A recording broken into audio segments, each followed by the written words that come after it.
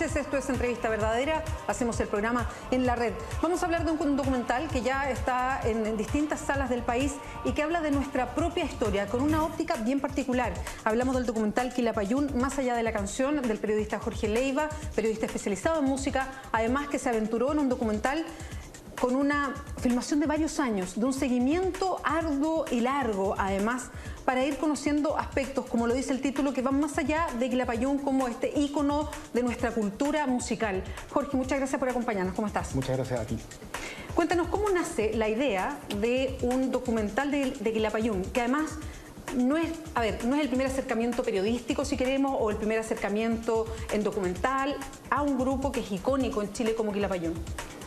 Bueno, la idea nace porque Quilapayún es un grupo, efectivamente, uno de los grupos más importantes de la música chilena, y eso es una historia ya en sí misma bastante potente. Pero además nos llamó la atención la historia de Quilapayún, porque Quilapayún es una historia que está cruzada por muchas otras cosas. Por la historia de Chile, por la historia de un sueño, por la historia de una generación que cantó estas canciones mientras soñaba con cambiar el mundo, y por la historia también de una serie de derrumbes y tragedias que han atravesado a esta generación y que han atravesado Quilapayún, y que Quilapayún las ha ido enfrentando todas hacia adelante con la música, con el arte, con su oficio. Han seguido adelante y nos interesó mucho retratar eso, esa historia. ¿Cuánto te costó o fue a lo mejor fácil acercarte a ellos y plantearles la idea de hacer un seguimiento que no fuera solamente la música, sino hablar de cosas que son, me imagino, duras, que son complejas, como hablar de los sueños personales, de las cosas que se rompen cuando hay una dictadura militar, en fin?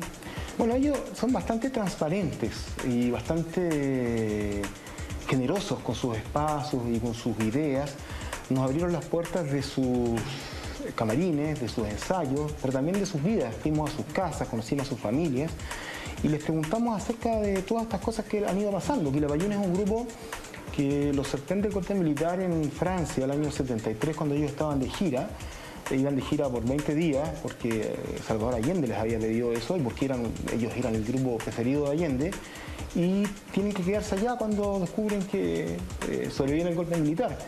Y tienen que reinventarse, se quedan a vivir en unos departamentos sociales allá donde los acogen, en una comuna, y luego comienzan a recorrer el mundo denunciando la situación chilena, muy vinculados con Chile, hasta que en los años 80, a fines de los 70, como que de alguna manera van descubriendo la cara del socialismo real, y sus ideales también se empiezan a ser cuestionados y tienen que reinventarlos, tienen que cambiar su vida, cambiar su oficio, y cambian de esta postura de poner el arte al servicio de la revolución, de poner la revolución al servicio del arte.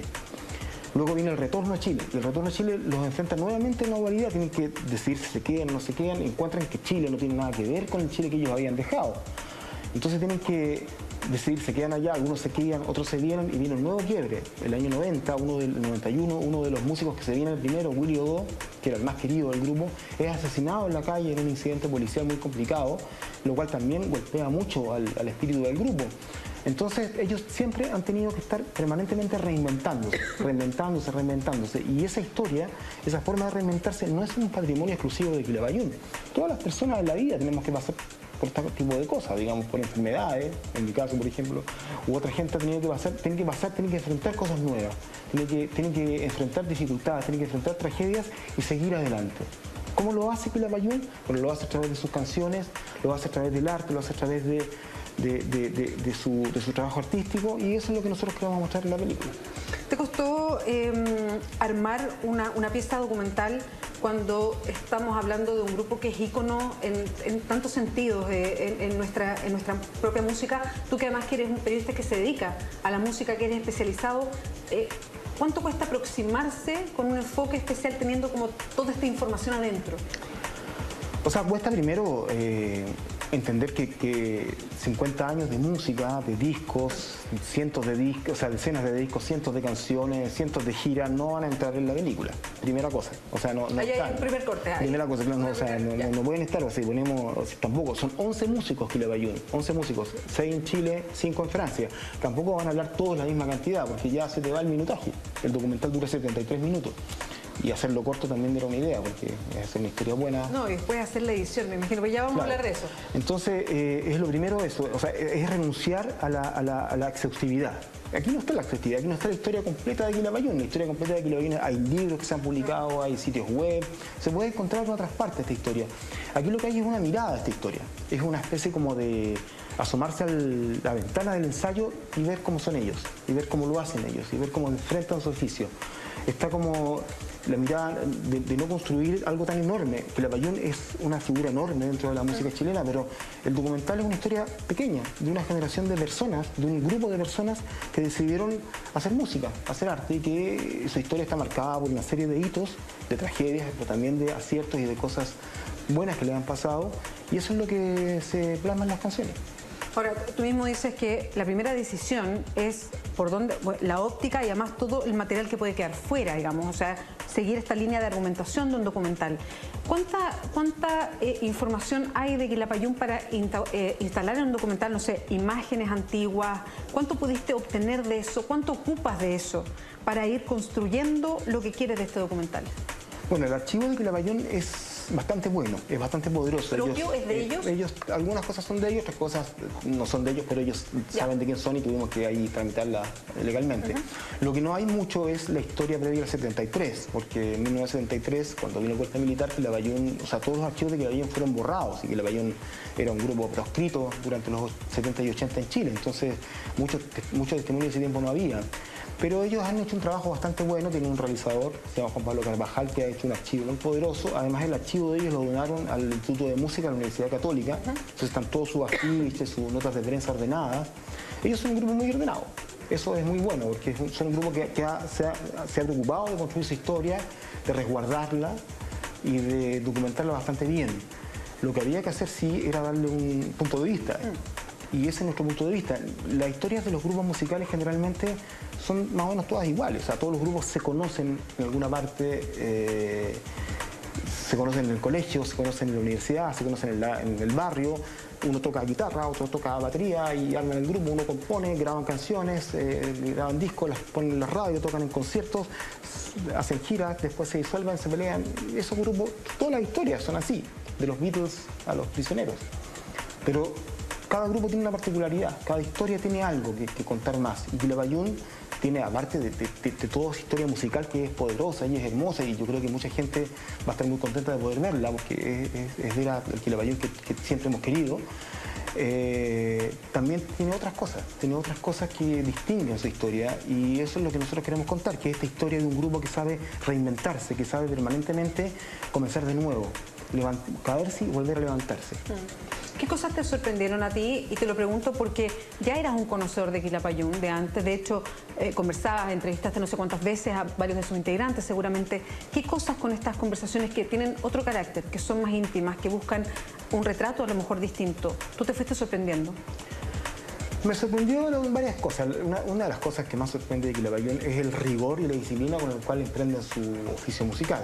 O sea, Quilapayún es un grupo que se junta a ensayar una hora y llega a esa hora, que todos llegan con sus partes aprendidas, que llegan al tiempo, que llegan a actuar en la mejor disposición posible, que siempre están a tiempo. O sea, es un grupo de un rigor, una disciplina que es terrible, que es draconiana.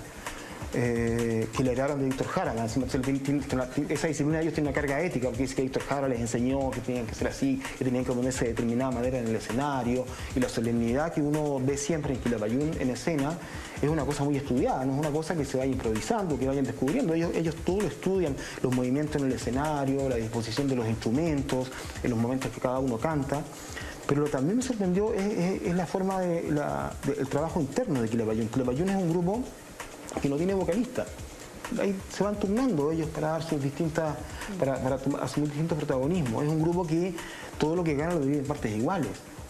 Es un grupo que respeta mucho el trabajo colectivo. Cuando yo les mostraba el documental, una de las cosas que más les importaba a ellos era que algunos tuvieran más protagonistas que otros. O sea, ellos están siempre preocupados de que son un colectivo más grande que la suma de las partes. Y ese compromiso me sorprendió mucho. También me sorprendió mucho que la película está, cómo ellos siguen creyendo todavía en este sueño que alguna vez acunaron en su origen. O sea, Quilapayún nació con un espíritu de música revolucionaria abierto en ese momento, en los 60. Pero era un momento de la historia en el cual eso se simbolizaba con la revolución socialista y eso ellos estaban en esa postura. Eso cambió, pero ellos siguen cantando las mismas canciones porque las temáticas y porque el espíritu de cambio necesario de la sociedad sigue estando vigente en ellos. Y ellos creen en eso con todo corazón. O sea, ellos cantan el pueblo unido jamás será vencido porque creen de verdad que el pueblo unido jamás será vencido. Y eso es algo admirable, sobre todo cuando estas personas tienen más de 70 años y uno que todavía no llega a esa edad, digamos, dice, bueno, tenemos esperanza todavía. Estamos conversando con Jorge Leiva, el autor del documental de Quilapayún, Más allá de la música, que ya está en estreno. Le vamos a preguntar a Jorge que nos haga después un recorrido por dónde se puede ver el documental y le vamos a preguntar varias cosas más. Por ejemplo, ¿cómo fue la conversación con cada uno de ellos? ¿Cuántos se abrieron más unos que otros? ¿Qué pasa con los que viven en Francia respecto a los que están instalados en Chile? ¿Cuál es la presencia para ellos permanente de Víctor Jara? A propósito que lo mencionaba Jorge recién. Vamos a un resumen de noticias, a una pausa y ya volvemos.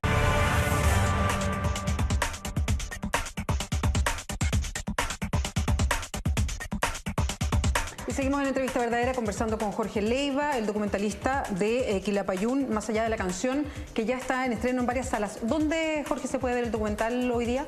El documental está en el circuito Miradoc, que es este programa que hace Chile Doc desde hace 4 años y que está llevando cada vez más gente al cine, que consiste en colocar un documental una vez al mes en varias salas en este año, en 20 salas en 13 ciudades de Chile, sí, desde Arica a Coyhaique. Exactamente, circuito nacional. En todas estas salas está Quilapayún con funciones que están detalladas en miradoc.cl, pero además está en el Host La Reina a partir de ayer jueves. Perfecto.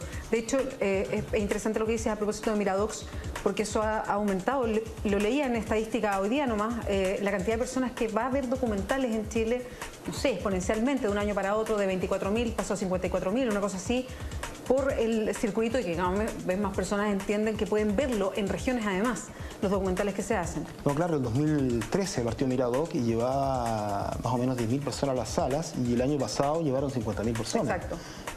Ahora, eso en el telón de fondo de los 26 millones de espectadores que van al cine chileno, al cine en Chile, es poco todavía.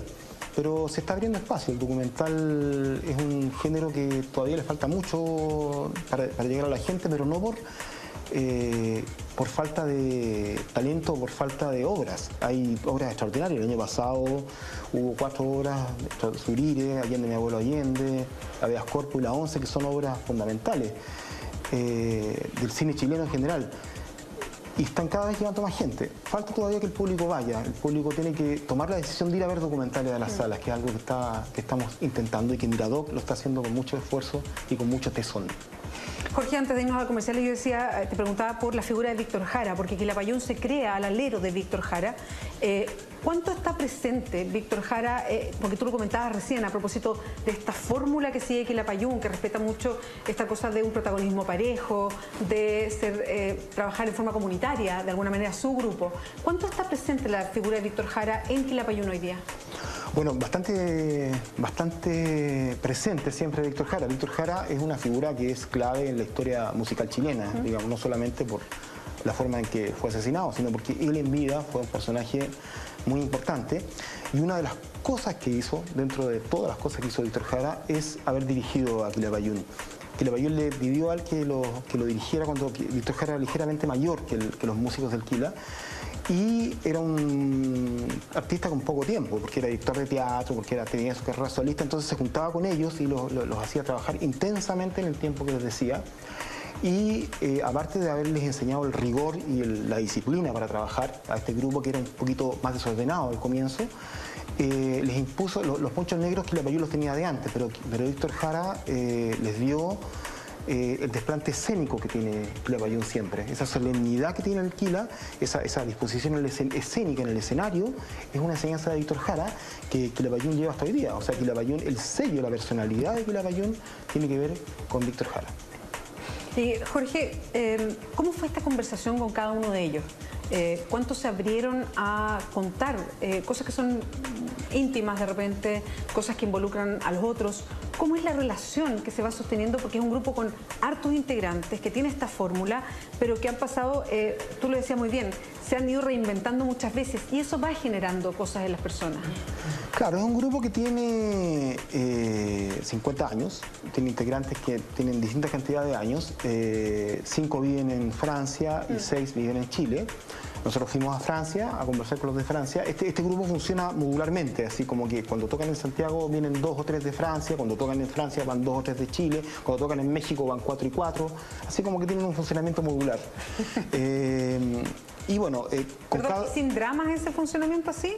¿Lo tienen como bien? No, totalmente. Bien aceptado, digamos. Totalmente. Es súper como disciplinado. Quilapayún es bien, se conocen mucho, ellos ya son un matrimonio de muchos años, entonces ya como que tienen esta capacidad de ponerse de acuerdo casi onomatopéyicamente, digamos, o sea, muy fácilmente.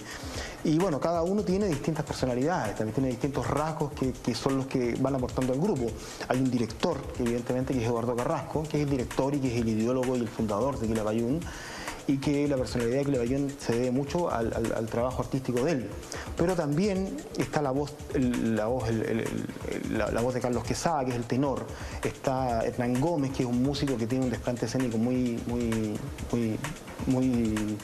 gracioso, es muy divertido. Está Ricardo Venegas, que es un músico entusiasta que vive en Chile. Está Hugo Lagos, por ejemplo, que es un músico eximio, que es impresionante, que toca todos los instrumentos que le pongan por delante. Está esta nueva generación de jóvenes, que son 3 hijos que están ahí, son Ismael Odó, Sebastián Quesada y Ricardo Venegas Caíto, que es el hijo de Ricardo, que también tienen un rol en el grupo cada uno, además del entusiasmo y la nueva sabia que le aportan al grupo también. Las nuevas generaciones son muy importantes porque además le entregan un vínculo con las nuevas generaciones de músicos. Ellos se suman y se articulan bastante bien en sus dinámicas, tienen sus discusiones internas, tienen su diferencia, pero hay un espíritu grupal que es notable y que es hermanable y que es el que nosotros queremos retratar en el documental. ¿Cuánto tiempo estuvieron grabando para lograr lo que se quería, esta óptica del documental? Mucho tiempo. Nos costó llegar al documental, encontrar el documental. Partimos en 2011, pasaron varias cosas entre medio, enfermedades de ellos y nuestras, digamos, operaciones, cirugías, viajes, giras, y también encontrar la película. Era difícil, había que... Ellos son muy generosos, son muy transparentes, pero también son muy exigentes. Entonces no podíamos... ¿Pero te exigían a ti? Me exigían, tampoco es que me exigieran abiertamente, digamos, pero sí había una exigencia de ellos. Estaban pendientes. Estaban pendientes y están atentos y son muy críticos y son muy severos y no se puede, o sea, y a ellos les ha gustado el documental y eso hay que agradecerlo porque no son personas que hagan palabras de buena crianza, o sea, si no les hubiera gustado el documental me lo habrían dicho. Ya era un riesgo que tocó. Era un riesgo que corrimos y al final les gustó y han participado en la promoción de la película y ha estado todo muy bien con ellos, pero costó llegar a este punto, pero lo logramos. Jorge, ¿el punto de vista ustedes lo tenían inicialmente cuando empezaron el documental o se fue armando en el momento en que empezaron a recopilar el material y dijeron, este es el hilo conductor, esto es lo que vamos a tirar de alguna manera como hebra? Mira, mi timota. Digamos que cuando yo empecé a hacer este documental, a mí personalmente me salió un tumor cerebral, por eso yo tengo la cara así, y cuando te ocurre una enfermedad, yo creo que toda la gente que lo ha tenido, digamos, enfermedades muy graves, llega un momento en que te replanteas la vida y dices, a ver, ¿qué sentido tiene seguir en esto? ¿Cuál es el sentido de seguir adelante? Y en ese momento me encontré con la historia de Quilapayún, que me di cuenta que se había enfrentado a esta dualidad muchas veces. O sea, ¿por qué seguimos? ¿En qué medida seguimos? Con todas las crisis que tiene Quilapayún, esta pelea por el nombre que ha sido de público conocimiento. Y siempre Quilapayún sigue adelante, porque el final de esta historia es conocido. O sea, Quilapayún tocó hace pocos días en los premios Pulsar, llenó el municipal hace unos meses, hace menos de un mes, en 2 conciertos sinfónicos. O sea, Quilapayún sigue existiendo. Entonces, a ver, si Quilapayún existe todavía, a pesar de todo lo que ha pasado, de todas las ideas que se han derrumbado y todas las tragedias que han tenido que enfrentar, ¿por qué lo hacen? ¿Qué los lleva a ellos a seguir adelante? Entonces, el arte, la música, el oficio musical, el solo hecho de cantar. Y bueno, dije ya, hay un sentido de vida que trasciende todas las cosas que pasan. Y eso yo creo que es la enseñanza de Quilapayún, seguir adelante. Esto es, la vida es así, es dura, triste y a veces nos impone estos golpes, pero hay que seguir adelante no más. Y yo creo que la forma de seguir adelante no más es la cosa que subyace a este punto de vista y lo que estamos construyendo con ellos a medida que hacíamos la película. Quilapayún, el documental obtuvo un premio, los premios Inedit del año 2015. ¿Cuánto sirven los premios para un documental? ¿Y cuánto de una historia como la de Quilapayún trasciende a Chile y se puede exhibir en otras partes, en festivales, en fin, en festivales documentales, que hay muchos en el mundo también? Hay un circuito de documentales internacional en el cual Chile tiene un nombre bastante ganado. O sea, hay documentales extranjeros. Hace poquitos días nomás Maite Alberdi ganó un premio con un cortometraje. Hay documentales que han sonado mucho fuera. Y Chile tiene un cierto prestigio con los documentales. Nosotros estamos también abriendo en esos circuitos y hemos estado en algunos festivales en Italia, en Francia, en México ahora. Y es un circuito muy atractivo, pero también nos interesa mucho el circuito local, y para eso los festivales que hemos estado en Chile han sido muy buenos. Hemos estado en Chiloé, en Iquique, en Inedit, en Sanfic, muchos festivales, y creemos que es una súper buena ventana y súper necesaria para que la gente se encuentre con los documentales. Hay un público que está ávido de ver cine y de ver estas películas, y estos festivales ofrecen una muy buena ventana. Entonces no son solo importantes, son fundamentales. Jorge, ¿y cómo se maneja hoy día otro tipo de plataformas? No sé, que estas producciones que primero, claro, pasan por las salas de cine porque la idea es verla con la potencia que muestra un cine. O sea, esa es la gracia de hacer un documental para cine, en fin. Pero hay otras plataformas hoy día, hacer, no sé, convenios con televisión, está en Netflix, por ejemplo, el otro día vi que la 11 de Maite Alberdi está en Netflix hoy día. ¿Cuánto de esas otras plataformas entran también a este circuito donde pueden estar documentales chilenos, como el de Quilapayún? Yo creo que se están abriendo estos circuitos. Originalmente los circuitos de los documentales son como los del cine, que son siempre festivales, salas de cine, DVD y televisión. Digamos, esa es como la escala, claro, la ruta que siguen las producciones audiovisuales. Pero ahora se están abriendo nuevas, que son justamente las que tienen que ver con la tecnología digital. Hay experiencias nuevas, se están haciendo cosas en Chile también. Se ha inaugurado un ciclo ahora que se llama Temporal de Documentales. Se están haciendo cosas, está Netflix efectivamente. Todavía yo creo que está bastante en pañales, digamos, esta cosa, sobre todo porque el documental es un género que todavía no tiene un protagonismo tan enorme como el que tiene el cine de ficción.